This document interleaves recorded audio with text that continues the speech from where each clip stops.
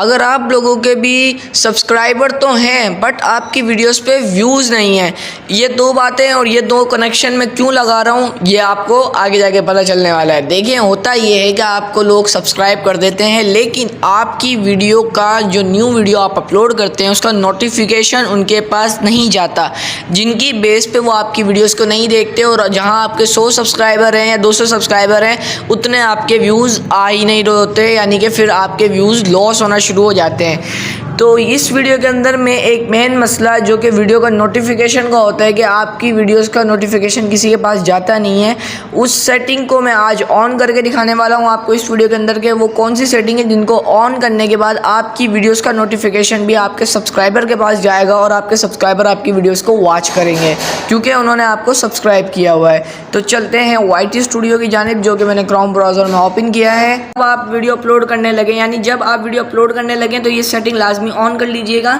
जिसकी वजह से आपकी वीडियोस का नोटिफिकेशन भी आपके सब्सक्राइबर तक जा सके। ठीक है, एंड नीचे आप लोगों ने आ जाना है, स्क्रॉल डाउन करते जाना है। स्क्रीन अभी मैं छोटी ही रहने देता हूँ एंड यहाँ पे मैं स्क्रॉल डाउन करता रहता हूँ।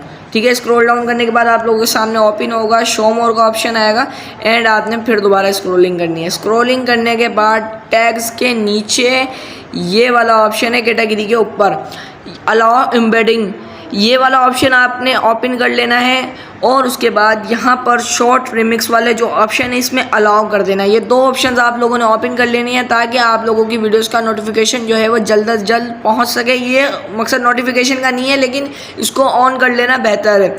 और यहाँ पे आप देख सकते हैं कि यहाँ लिखा हुआ भी है publish to subscription feed and notified subscribers, ये हमने ऑन किया हुआ है। तो आप लोगों ने भी सिंपली इस चीज़ को ऑन कर लेना है। एंड वीडियो पसंद आई हो, इन्फॉर्मेटिव लगी हो तो चैनल को कर देना सब्सक्राइब, वीडियो कर देना लाइक।